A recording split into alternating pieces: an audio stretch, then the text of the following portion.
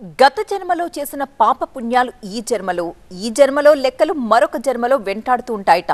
ఈ ఫార్ములాని రాజకీయాలకు అప్లై చేస్తే గత టర్మ్ లో చేసిన పనులు ఈ టర్మ్ లో వెంటాడతాయన్నమాట. సేమ్ టు సేమ్ అక్కడ ఆ పొలిటికల్ బ్రదర్స్ ని ఈ సూత్రమే వెంటాడుతోందట. అధికారంలో ఉన్నప్పుడు చేసిన పనులు ఇప్పుడు ఫాలో చేస్తున్నాయట. ఇంతకీ ఎవరా అన్నదమ్ములు, ఏమిటా కథ?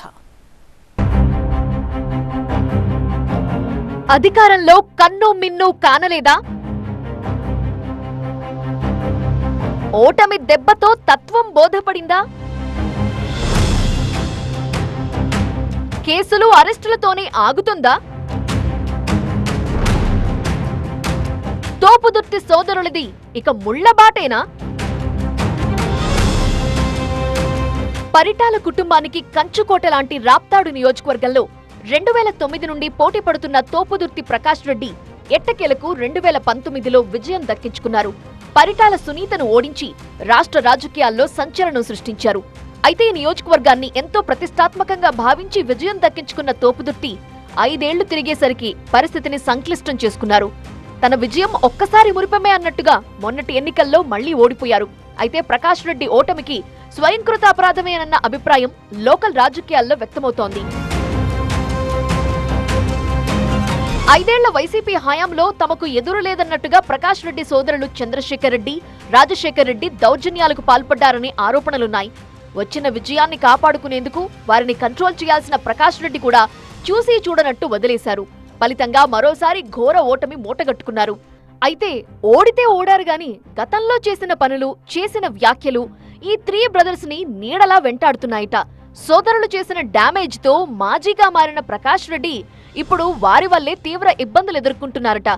ఏళ్లుగా తమలో దాచుకున్న ఫ్రస్ట్రేషన్ ని 5 ఏళ్లలో తీర్చుకున్న తోపుదుర్తి బ్రదర్స్ వైసీపీ హయాంలో టీడీపీ నాయకులను టార్గెట్ చేశారని ప్రచారం ఉంది.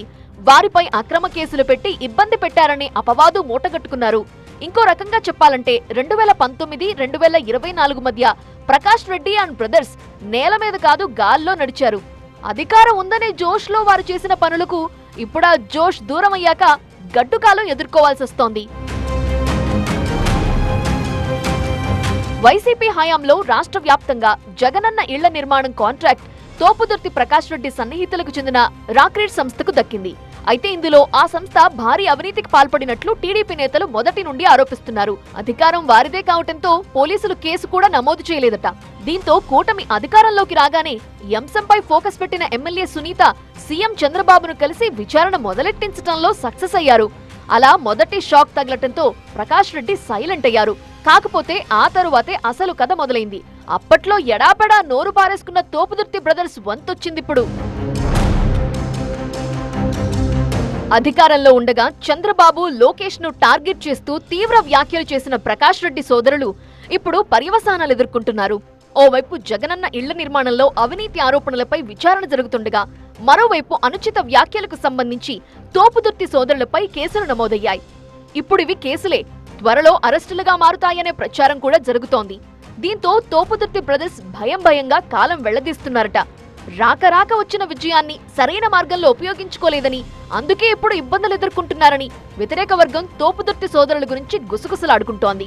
సోదరుడు చంద్రశేఖర్ రెడ్డిపై ఎలాంటి యాక్షన్ ఉంటుందో, ప్రకాష్ రెడ్డి పరిస్థితి ఎలా ఉంటుందో తెలియటం లేదంటూ తోపుదుర్తి అనుచరులు బిక్కుబిక్కుమంటున్నారట. దెబ్బ మీద దెబ్బతో వణికిపోతున్న తోపుదుర్తి బ్రదర్స్ కి మున్ముందు ముళ్లబాటేననే అభిప్రాయం వ్యక్తమవుతోంది.